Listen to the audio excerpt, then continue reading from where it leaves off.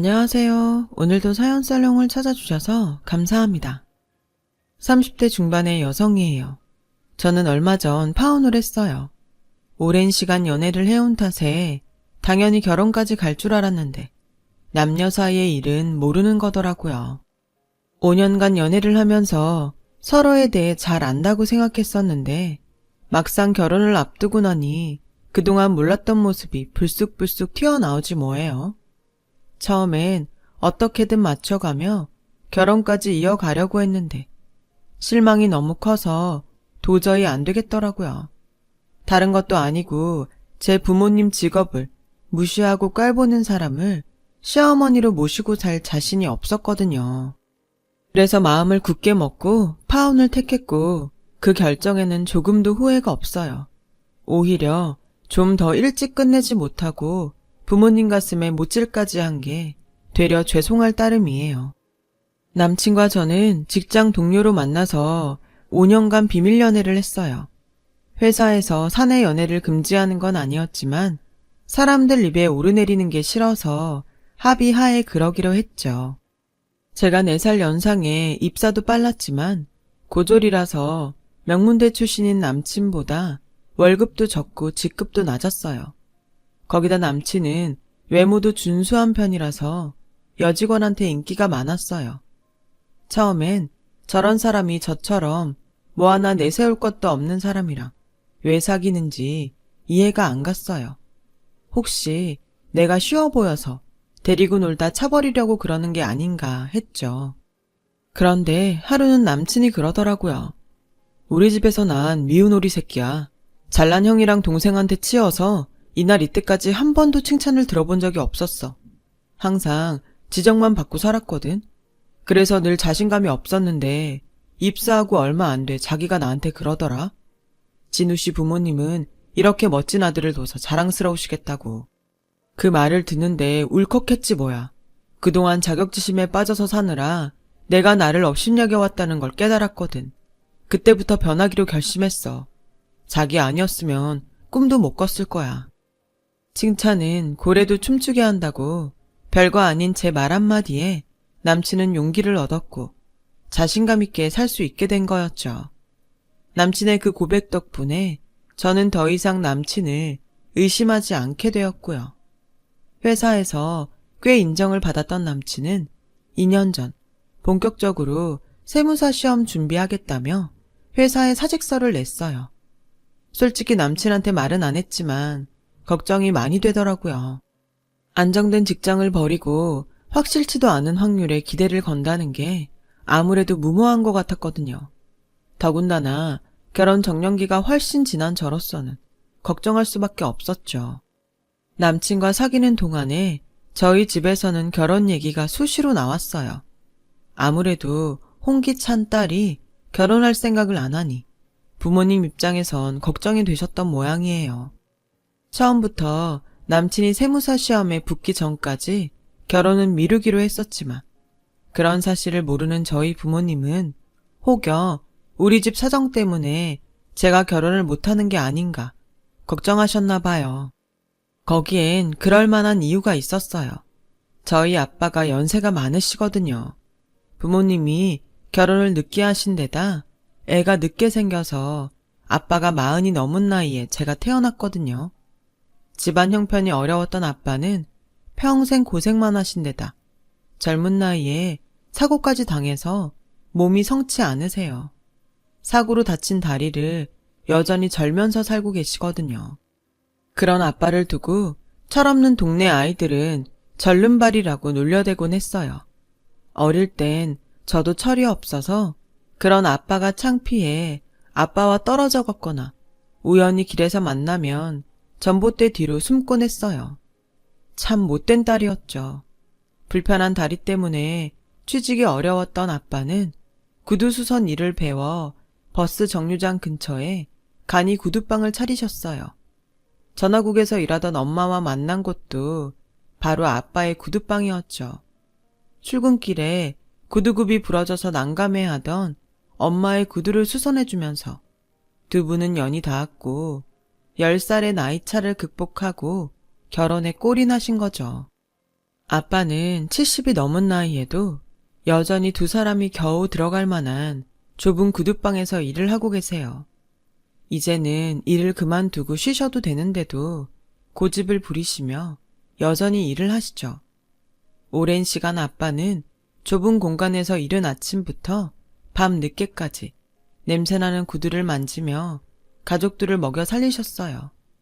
지금이야 사람들 인식이 많이 변해서 그러지 않지만 예전엔 딱새라고 부르는 사람들도 많았어요. 구두 수선은 물론이고 구두 닦는 일도 함께 했기 때문이죠. 그런 아빠를 둔 탓에 저 역시도 학교에서 딱새라고 불리곤 했었고요.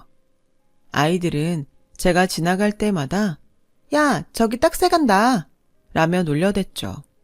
그 말에 울기도 참 많이 울었어요. 그래서 한때는 아빠한테 구두방 일을 하지 말라고 떼를 쓴 적도 있었어요. 그럴 때마다 아빠는 그러셨어요. 아이들이 놀린다고 구두방을 그만두면 망가진 구두는 누가 고치니? 세상의 모든 직업은 필요해서 생긴 거야. 그래서 아빠는 하나도 창피하지 않아. 오히려 이 일이 자랑스러운걸. 출근길에 구두굽이 부러져서 난감한 아가씨를 도와줄 수도 있고 열심히 뛰어다니는 영업사원의 다른 뒷굽도 갈아줄 수 있거든. 이게 얼마나 보람있는 일이니? 솔직히 그때는 아빠 말에 동의하지 않았어요. 그렇게 보람되고 자랑스러운 일이라면 왜 사람들이 놀리겠냐 생각했으니까요. 그런 바보 같은 생각을 떨치게 된 건 고등학교를 졸업하고 사회생활을 하면서부터였어요. 실고를 졸업하고 처음 들어간 직장에서 저는 이름 대신 경리로 불렸어요.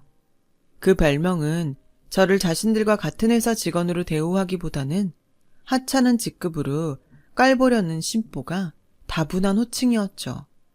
정작 경리가 없으면 자신들 월급도 제때 정산받을 수 없고 회사 일이 제대로 돌아가지 않는데도 말이죠.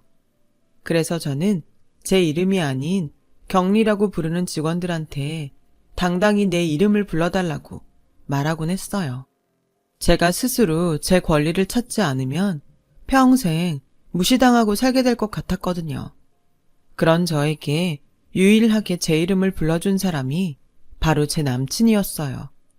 그래서 호감을 느끼게 되었던 거죠. 남친은 저보다 월급도 많고 회사에서 좋은 대우를 받고 있었지만 한 번도 저를 무시하거나 함부로 대하지 않았어요. 오히려 잘 모르는 일을 제게 물어보고 배우려고 했었죠. 그런 모습에 이런 마음 씀씀이를 가진 사람이라면 평생을 같이 해도 좋겠다는 생각을 하게 되었죠. 어려서부터 남들한테 하도 무시를 당하고 살아서 그랬는지도 모르겠어요. 남친은 회사를 다니면서 세무사 공부를 했는데 일과 공부를 병행하다 보니 아무래도 많이 힘들어했어요. 나름 시간을 쪼개 공부를 한다고는 했지만 회사 생활을 하다 보면 자신이 계획한 대로 시간을 쓸 수 없잖아요. 업무도 업무지만 회식도 잦으니까요. 회사를 그만두고 세무사 시험 공부에만 전념할 수 있으면 좋았겠지만 남친은 부모님 등살에 기가 눌려서 그럴 용기를 내지 못하고 있었어요. 그랬던 남친이 용기를 내 회사에 사직서를 내고 공부에 전념하겠다고 하는데 도저히 말릴 수가 없더라고요. 남친이 난생 처음 낸 용기기도 했고 유일하게 자신을 믿어주는 사람이 저라고 믿는 남친한테 배신감을 안겨줄 수는 없었거든요. 그래서 내가 뒷바라지를 할 테니 한번 해보라고 말해주었어요. 그런 저의 믿음 덕분에 남친은 힘내서 도전을 할 수 있었어요. 꿈을 버리지 않고 노력하는 남친을 보니 기특하고 대견하다는 생각이 들더군요. 사람을 감동시키는 건 사람이다 싶었죠. 그렇게 2년간의 노력 끝에 드디어 남친은 시험에 합격을 했어요. 저는 남친의 합격도 기뻤지만 솔직히 드디어 결혼을 할 수 있겠다는 사실에 더 기쁘더라고요. 그런데 그런 기쁨도 잠시 화장실에 들어갈 때랑 나올 때 마음이 다르다고 애초에 약속과 달리 남친이 결혼을 머뭇거리지 뭐예요. 솔직히 남친은 저보다 4살이나 어리고 아무래도 남자다 보니 결혼이 급하지 않겠지만 저는 상황이 다르잖아요. 그래서 조금 급한 마음에 닥달을 했더니 대뜸 그러더라고요. 자기야, 내 입으로 이런 말하기 좀 그렇지만 자기 학벌이 좀 그렇잖아. 게다가 나보다 나이도 많고 우리 부모님 입장에선 달갑지 않을 게 뻔한데 너무 급하게 서두르다가 오히려 역풍만 맞을 수도 있어. 우리 형수님이랑 재수씨만 해도 다들 명문대 출신에 있는 집 딸들이거든. 난 내가 형제들한테 비교당했던 것처럼 자기가 형수 재수씨랑 비교당하는 거 원치 않아. 그런 건 나 하나로 족하다고. 그러니까 우리 시간을 두고 천천히 하자. 내가 자리 좀 잡으면 부모님도 자기한테 조금은 유해지실 거야. 나도 중간에서 덜 입장 곤란하고 말이야. 지금껏 단 한 번도 제 학벌이나 나이를 문제 삼지 않던 남친이 이제 와서 나를 위한답시고 이런 소리를 하니까 왠지 배신당한 기분이 들었어요. 게다가 남친 말이 꼭 틀린 것만도 아니어서 분하지만 어쩔 수 없었죠. 결혼이 나 혼자 힘으로 할 수 있는 일도 아니고 남친 말대로 제가 꿀리는 입장이다 보니 더 이상 독촉할 명분이 없더라고요. 그래서 남친이 새 회사에서 자리를 잡을 때까지 묵묵히 기다리기로 했죠. 그렇게 몇 달이 지난 어느 날이었어요. 원래는 남친과 서울 근교로 드라이브를 가기로 한 날이었는데 남친이 갑자기 급한 일이 생겼다며 약속을 미루자고 하지 않겠어요? 그래서 기껏한 화장을 지우기 그래서 친구를 불러 영화를 보기로 했어요. 친구와 광화문 사거리를 지나려는데 친구가 제 팔을 잡아 세우더라고요. 저기 저 사람 네 남친 아니니? 친구 손가락이 가리키는 쪽을 보니 글쎄 제 남친이 커피 전문점에서 웬 여자랑 마주 앉아 얘기를 나누고 있지 뭐예요. 둘 사이에 약간의 어색함이 흐르는 게 딱 봐도 소개팅을 하는 것 같더라고요. 저는 길 건너에서 그 모습을 지켜보며 남친한테 전화를 걸었어요. 그랬더니 남친이 휴대폰 액정에 뜬 제 이름을 보고는 바로 수신 거절 버튼을 누르는 거 있죠. 그리고는 아무 일 없다는 듯이 여자랑 웃으며 대화를 이어갔어요. 망치로 뒤통수를 맞은 기분이었어요. 너무 화가 나서 당장이라도 뛰어들어가 이 여자가 누구고 내 전화는 왜 피하냐고 따지려는데 친구가 말리더라고요. 이럴 때일수록 강하게 나가면 안 돼. 그러면 오히려 남자가 너한테 질려서 정 떨어질 수 있거든. 친구 말을 듣고 보니 일리가 있는 것 같아서 일단 물러서기로 했지만 속은 새까맣게 타들어가는 것 같았어요. 남친은 다음 날이 돼서야 제게 전화를 했더라고요. 아무것도 모르는 것처럼 어제 뭐 했냐고 물었더니 업무 때문에 하루 종일 회사에 묶여 있었다고 거짓말을 하더라고요. 기가 막혀서 한마디 하려는데 아, 오후에 잠깐 강화문에서 누구 좀 만났어. 대학 동기 누나가 쇼핑몰을 하는데 세금 문제로 물어볼 게 있다더라고. 그때 빼곤 밤 늦게까지 회사에 있었지. 그 말에 어찌나 얼굴이 화끈거리던지 창피해 죽을 뻔했어요. 내 조바심 때문에 하마터면 괜한 사람을 잡을 뻔했다 싶었으니까요. 한편으론 서글퍼지기도 했어요. 내가 얼마나 자신이 없었으면 남친이 다른 여자랑 얘기 나누는 것만 봐도 이렇게 열을 낼까 싶은 게 자존감이 많이 낮아졌구나 했죠. 그래서 남친한테 솔직히 그날 일을 털어놓았어요. 그랬더니 남친이 그러더라고요. 내가 괜한 짓을 했었나 봐. 난 단지 자기가 우리 부모님한테 상처받을까 봐 결혼을 미뤘던 건데 결과적으로 자기한테 조바심만 나게 만든 셈이네. 미안해. 그 일이 있고 얼마 뒤 남친은 우리 집에 찾아와 부모님께 저와의 결혼을 허락해달라고 말씀드렸어요.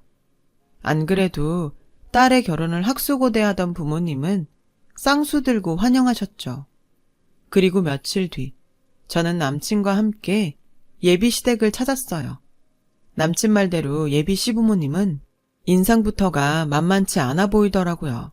형과 동생 내외도 함께 자리를 했는데 예비 동서들은 한눈에 봐도 잘 사는 티가 났어요.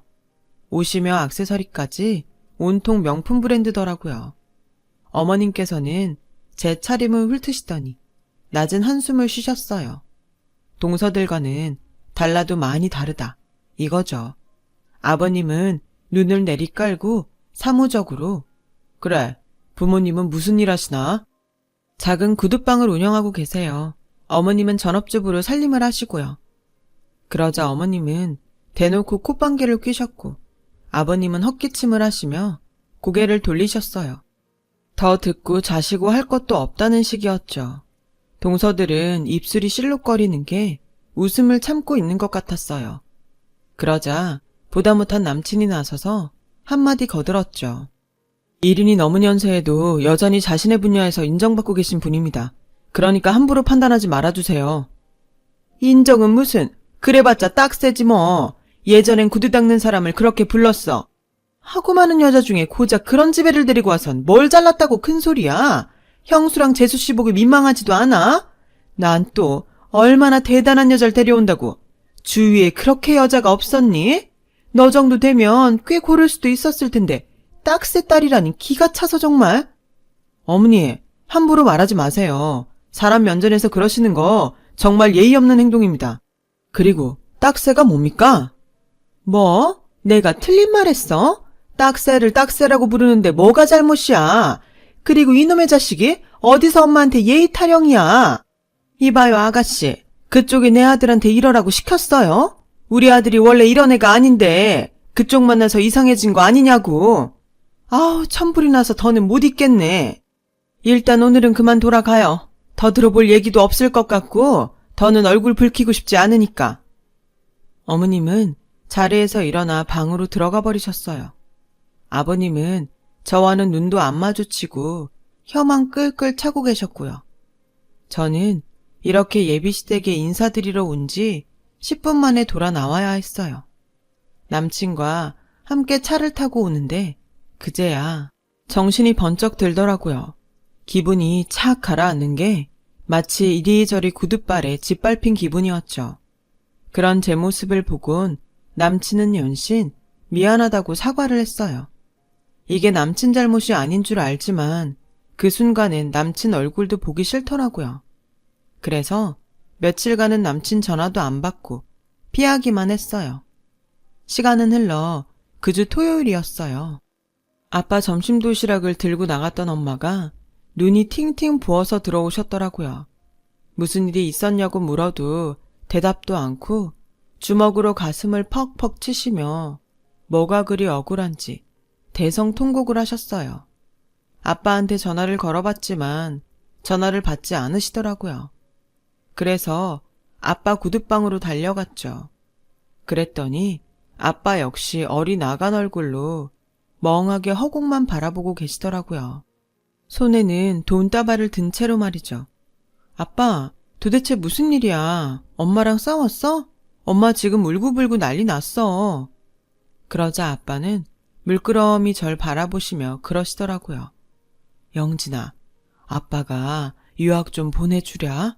아니면 지금이라도 대학 갈래? 네가 원한다면 아빠가 뭐든 다 해줄게. 그러니까 말이다. 아빠가 부탁인데 그 집에 시집가는 거 말이다. 안 가면 안 되겠니? 어렵게 그 말을 하시고는 눈시울을 붉히시는데 그제야 대충 무슨 일이 있었는지 알겠더라고요. 그러니까 아빠 손에 들린 돈다발이 막장 드라마에서 보던 그런 돈이었던 모양이었어요. 바들바들 떨리는 손으로 돈다발을 들고 있는 아빠를 보자 주르륵 눈물이 흐르고 말았죠. 그래서 아무 말도 못하고 아빠를 끌어안고 엉엉 울기만 했어요. 내가 뭐라고 평생 고생만 하신 내 부모한테 이런 꼴을 당하게 했나. 죄송하면서도 화가 났어요. 한참을 아빠 품에 안겨 울다가 집에 돌아와 엄마한테 자초지종을 들어보니 제 예상이 딱 맞더라고요. 이게 다 예비 시모짓이었어요. 엄마가 도시락을 들고 아빠 구둣방에 도착했을 땐 이미 예비 시모가 아빠한테 모진 소리를 퍼붓고는 돈다발을 뿌리고 있는 중이었다고 했어요. 그 여자가 네 아빠 보고 거짓말도 못한 것들이라고 그러더라. 이거나 먹고 떨어지라며 네 아빠 얼굴에 돈다발을 뿌리는데 부하가 치밀어서 참을 수가 있어야지. 그래서 내가 그랬다. 이 결혼 내가 안 시킨다고. 이거사, 그러니까 잘 들어. 나 너 그 집에 시집 못 보낸다.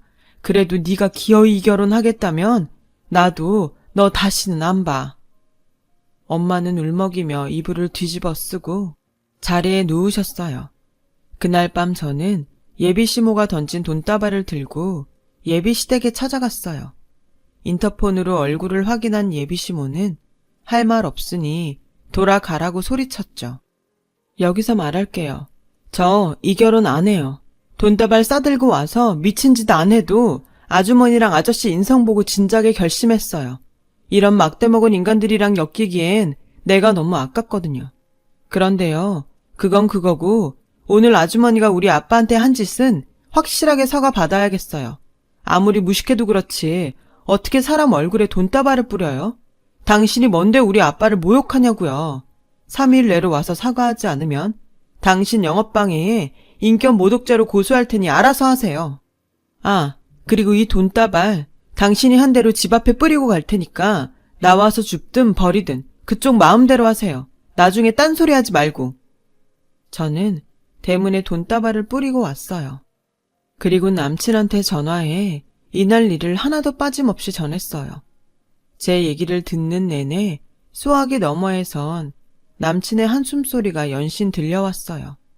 그리고 다음날 남친은 우리 집에 찾아와 저희 부모님께 자기 엄마를 대신해 정중히 사과를 했어요.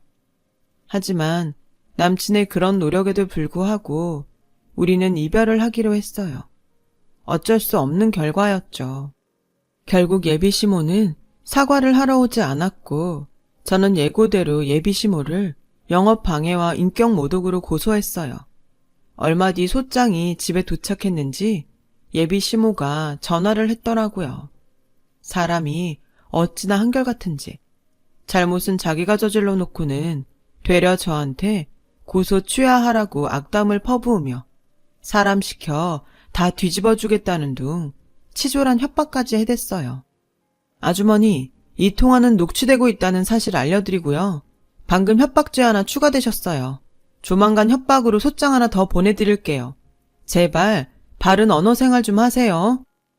예비시모가 전화해 폭언을 할 때마다 저는 죄를 추가해 추가 소장을 보냈어요. 그렇게 소송이 이어지던 어느 날 생각지도 않은 곳에서 통쾌한 복수극이 벌어졌지 뭐예요. 원수는 외나무 다리에서 만난다고 글쎄 저희 아빠랑 예비시모가 은행 VIP룸에서 만난 거 있죠. 하루는 아빠 구두방으로 오래전 군대 후임이 찾아왔는데 글쎄 그분 아들이 모 은행 지점장이었던 거예요. 후임은 저희 아빠를 아들네 은행으로 모시고 가 아들한테 인사를 시킨 거죠. 이분이 월남전 때 자신의 목숨을 구해준 분이라고 말이에요. 그동안 아빠가 다리를 다친 사고에 대해 얘기를 안 하셔서 몰랐는데 알고 보니 아빠가 월남전에 참전했다가 후임병을 구출하는 과정에서 총을 맞아 다리를 다쳤던 거더라고요. 그때 목숨을 건진 후임병은 한국에 돌아와 아빠의 행방을 찾았지만 아빠가 보훈청에 상위군 등록을 하지 않아서 그동안 연락처를 알 수 없었다더라고요. 그러다 최근에 아빠가 국가유공자 신청을 하면서 주소지를 알게 된 거죠. 백발이 성한 후임은 생명의 은인을 이제야 찾게 됐다며 아들과 함께 저희 아빠한테 큰 절을 올렸고 마침 은행에 대출 상담을 하러 왔던 시모가 될 뻔했던 사람이 문틈으로 그 광경을 보게 된 거예요. 당장 대출이 막혀 곤란한 상황이던 예비시모는 꼬랑지를 확 내린 채 저희 아빠를 붙잡고 사정을 했다더라고요. 사돈, 일전의 일은 잘못했습니다. 이렇게 사과드릴 테니 제발 한 번만 도와주세요. 저 이번에 대출 안 되면 길바닥에 나앉게 돼요.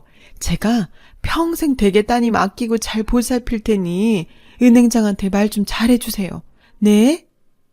얼마나 급했던지 손을 달달 떨면서요. 이보세요. 내가 왜 그쪽 사돈입니까? 우리 딸 그 집에 시집 안 보낸다고 분명히 말씀드렸을 텐데요. 그리고 내가 은행 대출에 관여할 자격도 없거니와 당신 같은 인간을 돕는 일이라면 그게 무슨 일이든 할 생각이 없습니다. 그러니 이 손 놓으세요. 예비 시모는 뿌리치고 가는 아빠의 바지가랑이를 잡으며 통사정을 했고 결국 은행 직원들 손에 이끌려 쫓겨났다고 하더라고요. 시어머니는 시아버지 몰래 투자한 기획부동산이 잘못되는 바람에 크게 사기를 당하게 되었고 남편 몰래 큰 돈이 필요했던 모양이더라고요. 그날 밤 아빠를 통해 그 얘기를 듣는데 어찌나 통쾌하던지 10년 묵은 채증이 싹 내려가는 기분이었어요. 얼마 전 아빠는 구두방을 그만두셨어요. 연세도 있으시고 상위 용사라서 연금도 받게 되셔서 생활도 안정되었거든요. 진작 보훈청에 신청을 했더라면 좀 더 일찍 연금을 받을 수 있었겠지만 아빠는 지금이라도 연금 받으면서 살게 된 것이 더 다행스러운 일 같다고 하셨어요. 오랜 시간 힘겹게 살아오신 아빠가 이젠 정말 꽃길만 걸으셨으면 좋겠어요. 얼마 전엔 그 후인병이라는 분의 소개로 좋은 사람도 만났는데요.